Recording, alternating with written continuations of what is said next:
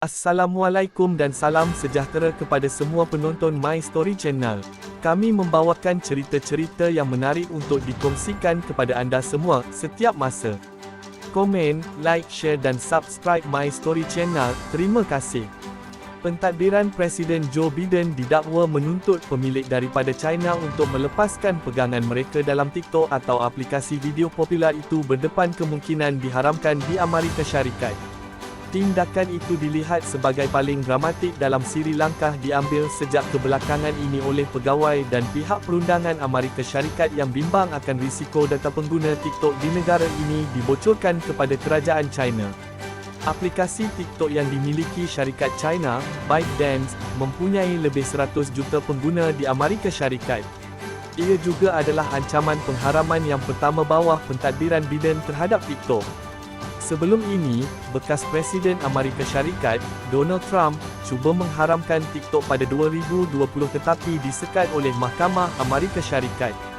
Juru cakap TikTok, Brock Oberwetter ketika bercakap kepada Reuters, mendakwa syarikat berkenaan baru-baru ini menerima makluman daripada Jawatan Kuasa Pelaburan Asing di Amerika Syarikat (CFIUS) diketuai Perbendaharaan Amerika Syarikat, menuntut pemilik daripada China supaya menjual saham mereka atau TikTok berdepan kemungkinan diharamkan di Amerika Syarikat.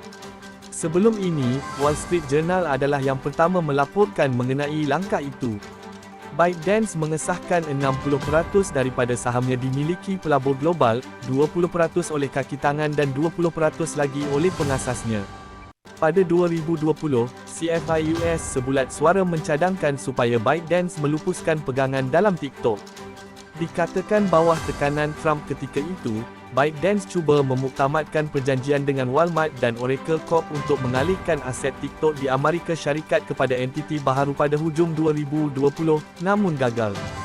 Jika melindungi keselamatan nasional adalah objektifnya, pelupusan pegangan tidak menyelesaikan masalah, kerana perubahan pemilikan tidak akan mengenakan sebarang sekatan baharu terhadap akses atau aliran data, kata Oberwetter dalam satu kenyataan. Rumah Putih enggan mengulas perkara itu. Setakat ini, Ketua Eksekutif TikTok, Shou Zi Chew, dijadualkan hadir di hadapan Kongres Amerika Syarikat pada minggu ini. Setakat ini, tidak dapat dipastikan sama ada kerajaan China akan meluluskan sebarang pelupusan berkaitan, manakala kedutaan China di Washington pula belum memberi maklum balas ketika diminta mengulas perkara itu. Bulan lalu, Rumah Putih memberi tempoh 30 hari kepada agensi kerajaan untuk memastikan aplikasi TikTok tidak dimuat turun dalam peranti dan sistem persekutuan. Lebih 30 negeri di Amerika Syarikat juga telah melarang kaki tangan mereka daripada menggunakan TikTok dalam peranti milik kerajaan.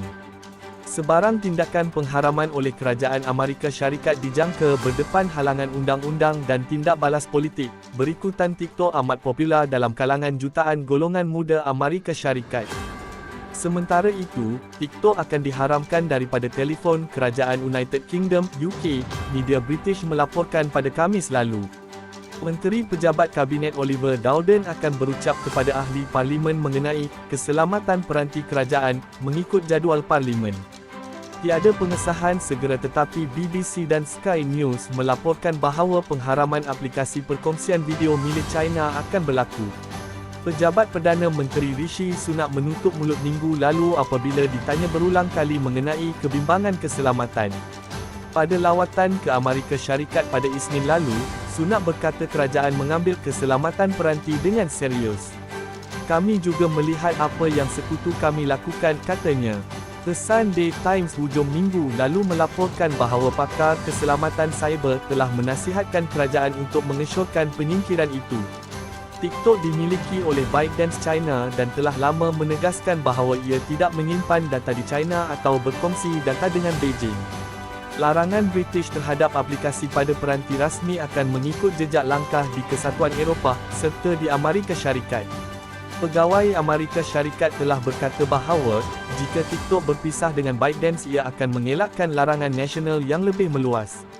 Pada Khamis lalu, Kementerian Luar di Beijing menyeru Washington untuk berhenti menindas secara tidak munasabah TikTok, yang mendakwa memiliki lebih daripada 1 bilion pengguna global. Amerika Syarikat setakat ini gagal mengemukakan bukti bahawa TikTok mengancam keselamatan negara Amerika Syarikat, kata jurucakap Wang Wenbin kepada pemberita. Bertemu lagi di video seterusnya dalam cerita-cerita menarik.